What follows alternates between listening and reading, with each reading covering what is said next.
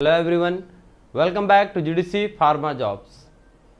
जी हाँ, आज के डेट पर DSSB से 318 पोस्ट फार्मासिस्ट की एक्टिव हैं जहां आप अप्लाई कर सकते हैं।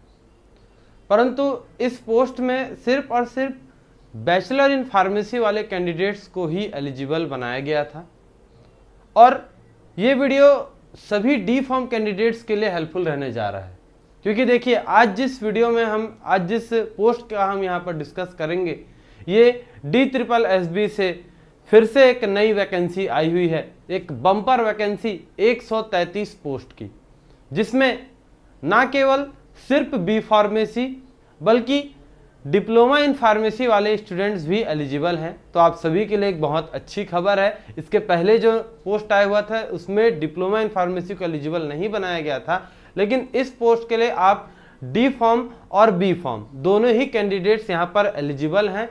आपको ये जानकारी बिल्कुल होना जरूरी है और इसका फॉर्म बिल्कुल अलग तरीके से अप्लाई होगा।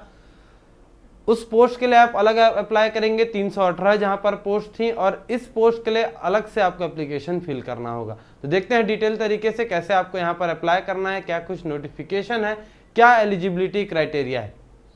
सिंपली आपको इनके ऑफिशियल वेबसाइट पर पहुंचना है। DSSB आप गूगल में सर्च करेंगे, करंट वैकेंसीज पर आपको यहाँ पर क्लिक कर लेना है और ये नोटिफिकेशन आपको तुरंत ही ऊपर में देखने को मिल जाएगा। यहाँ पर 6/2024 को इस नोटिफिकेशन को डाउनलोड कर लेना है। PDF यहाँ से आपके सामने आ जाएगा, डाउनलोड कर लेंगे। यहाँ पर बहुत सारी वैकेंसीज आई हुई हैं, फार्मासिस्ट की, allopathic pharmacist, pharmacist dispenser, junior pharmacist और सिंपल फार्मासिस्ट, इन सभी के लिए हम यहाँ पर बात करेंगे। बेसिकली बहुत सारी पोस्ट आई हुई हैं, लेकिन हम यहाँ पर मेनली फार्मासिस्ट पर ही बात करेंगे। एप्लीकेशंस के लिए आपको भी परेशान होने की ज़रूरत नहीं है, आपके पास बहुत समय है। अभी एप्लीकेशंस स्टार्ट होने जा रहे हैं 21 मार्च 2024 से स्टार्ट होगा और लास्ट डेट ऑफ एप्लीकेशन रहने जाएगा 19 अप्रैल 2024। आपके पास बहुत समय है, आप आराम से यहाँ पर एप्लीकेशन फिल कर सकते हैं। साथ ही साथ यहाँ पर जैसे नीचे देखेंगे तो यहाँ पर आपको पूरे डिटेल्स में इनके नोटिफिकेशन देखने को मिल जाएगा। स्क्रॉल डाउन करते चलेंगे, बहुत सारी वैकेंसीज आई हुई हैं, ड्राइवर्स की और ऐसे बहुत सारे लैब टेक्नीशियंस की भी आई हुई है। लेकिन हमें यहाँ पर पहुँचना है, पोस्ट कोड ध्यान में रखेंगे 815/24, इसे आपको ध्यान में रखना है। यहाँ पर फार्मासिस्ट डिस्पेंसर की कुल मिलाकर 110 पोस्ट आई हुई है।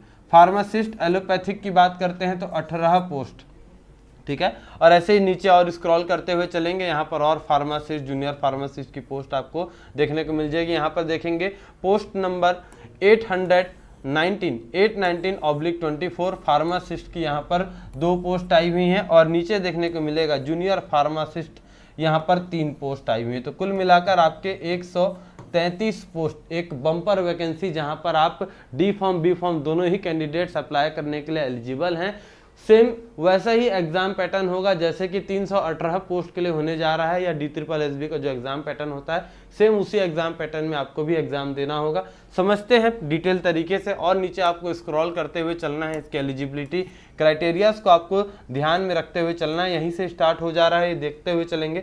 आपको अपने पोस्ट कोड को ध्यान में रखना है और उसके बेसिस पर ही आपको यहाँ पर सर्च करना है, क्योंकि बहुत सारी वैकेंसीज आई हुई हैं, बहुत सारे अलग अलग डिपार्टमेंट से अलग अलग पोस्ट की वैकेंसीज हैं।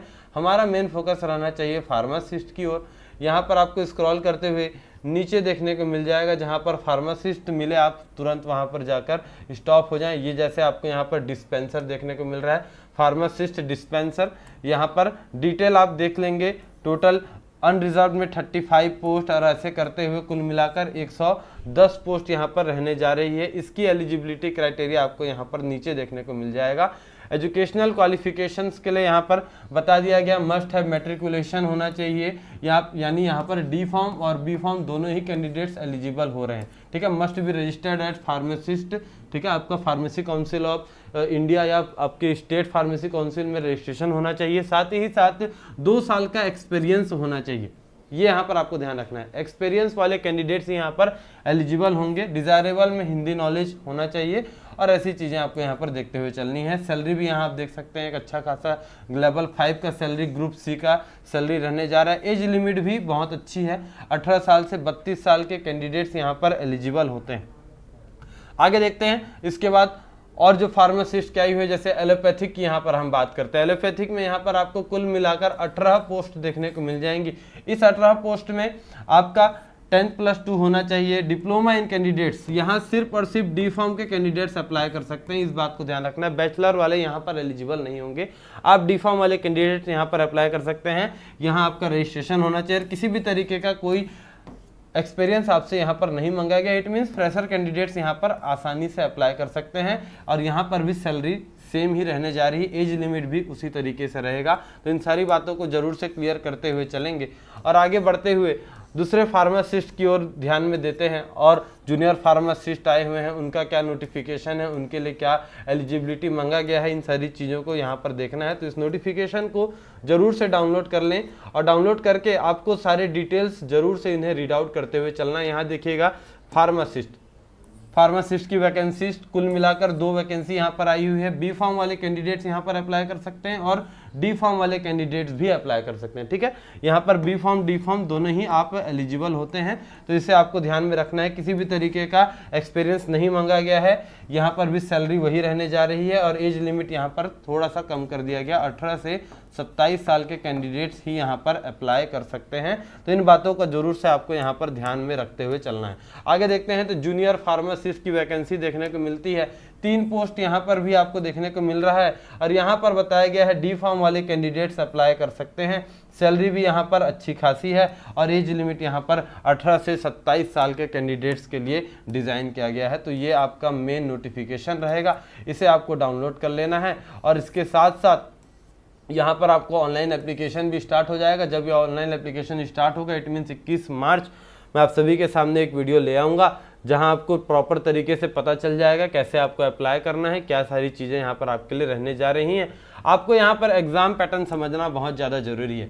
ये हम बात करेंगे 815 और 819, ठीक है, जहाँ पर हम फार्मासिस्ट के लिए अप्लाई कर रहे हैं। यहाँ पर आपको देख लेना है क्या एग्जाम पैटर्न रहने जा रहा है। तो 2 सेक्शन में डिवाइड किया गया है, जो मेनली DSSB का यही पैटर्न रहता है। 2 सेक्शन में, सेक्शन ए सेक्शन बी में डिवाइड किया जाएगा और सेक्शन ए के अंतर्गत आपका नॉन फार्मा पोर्शन आता है, सेक्शन बी के अंतर्गत फार्मा पोर्शन आता है। नॉन फार्मा में 100 क्वेश्चंस रहेंगे और फार्मा में भी 100 क्वेश्चंस रहते हैं।